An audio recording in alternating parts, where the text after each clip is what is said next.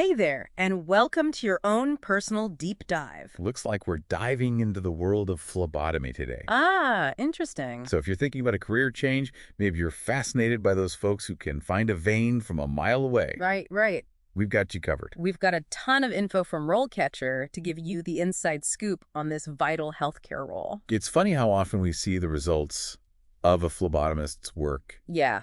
without even realizing it, right? Oh, yeah, The unsung heroes of the medical world. totally. Okay, so let's unpack this. You know the saying, it's all in the blood. Right. Well, for a phlebotomist, that's not just a saying, it's their daily life. It's true. They're literally the link between a doctor's orders Yeah. and what the lab needs to analyze. Precision, patient care, and really, really careful documentation. That's their world. It's so true. So let's paint a picture here. Imagine a typical day for a phlebotomist. It could be a busy hospital, a quiet clinic, maybe a high-tech lab, or even, get this, on the go with a mobile blood drive. Oh, wow. I never thought about the mobile piece. Right. Variety. Yeah. Talk about keeping things interesting. And think about all the tech, too. It's changing all the time. Oh, for sure. Remember those old finger prick tests for blood sugar? Oh, yeah. Now you've got those continuous glucose monitors Right. that barely even break the skin. Right. Technology's making it way easier on patients, which is huge. Speaking of easier, get this. Robots are getting in on the phlebotomy action, too. What? I read about this robotic system that they're developing that uses infrared light and ultrasound to map veins and draw blood without a person even having to do it. Get out of here. That's amazing. Right. Still early stages. Okay. Can you imagine? Fear of needles could be a thing of the past. That would be revolutionary, Right. especially for folks who have those really tough veins. Oh, totally. But even with all this cool new tech, you still need that human touch. Oh, absolutely. A phlebotomist needs more than just a steady hand. It's an art, you know? They need empathy and have to be excellent communicators Oh, for sure. to put their patients at ease. You're dealing with people who are nervous, uncomfortable, maybe even scared. Of course. A good phlebotomist can totally change a patient's entire experience. Oh, I bet. You know, building that trust right before the needle even comes out. That's key. It takes a special kind of person to do that with both skill and compassion. Right, absolutely. So let's talk about the actual skills you need to thrive in this kind of role. Mm-hmm. RoleCatcher highlighted communication, customer service, even knowing a bit of psychology is super important. Which makes sense. They are dealing with people at sometimes their most vulnerable. Yes. And let's not forget, they've got to be fluent in medical lingo and know HIPAA regulations like the back of their hand. That's right. I mean, they're dealing with confidential health information. Patient privacy is a huge deal. Oh, absolutely. Those little vials they're handling are more than just blood. Oh, yeah. They're handling people's health, their well-being. It's a huge responsibility. Huge responsibility. Yeah. And you've got to be able to think on your feet, too. Right. One minute you're calming down a nervous patient. The next you're meticulously labeling vials to go to the lab. Yeah.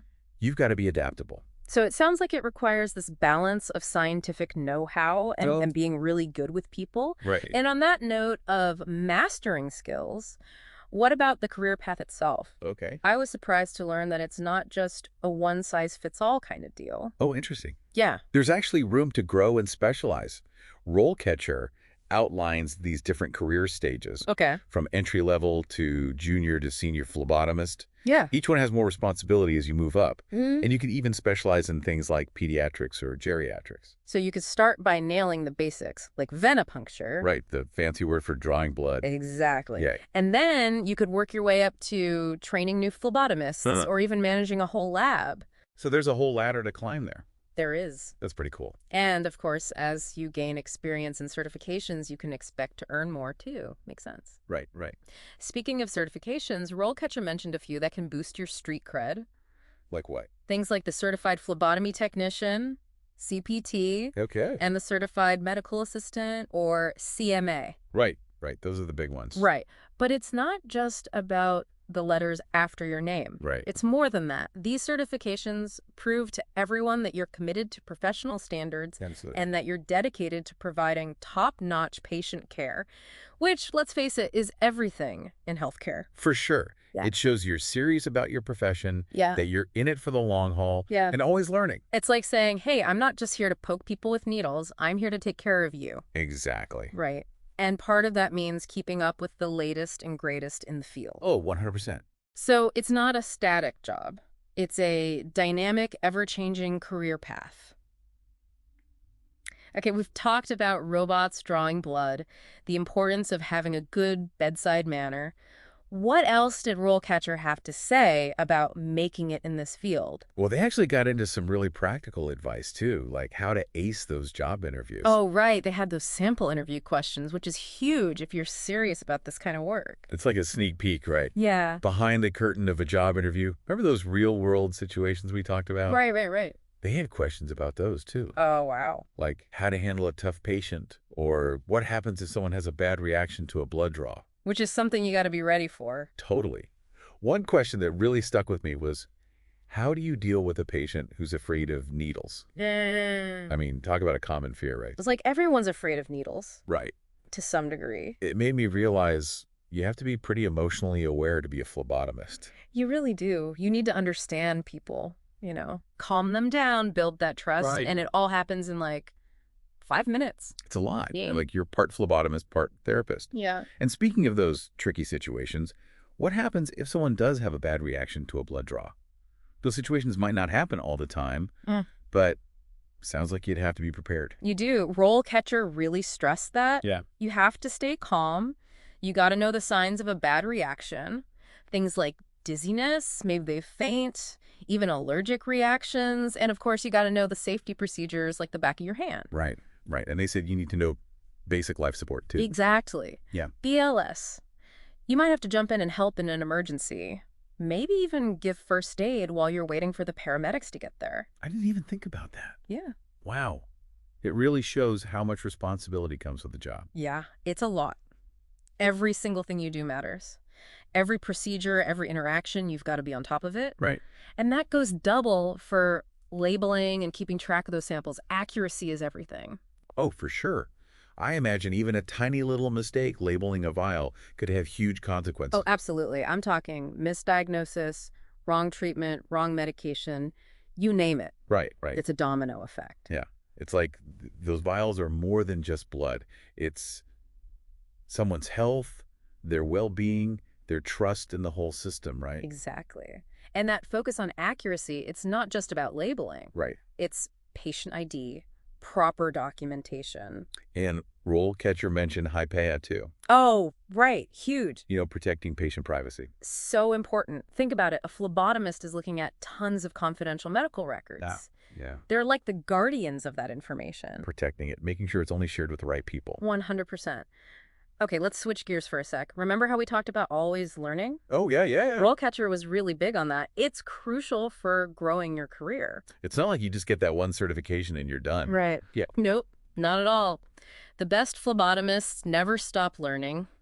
Healthcare is always changing. Oh, for sure. New tech, new procedures, new research popping up all the time.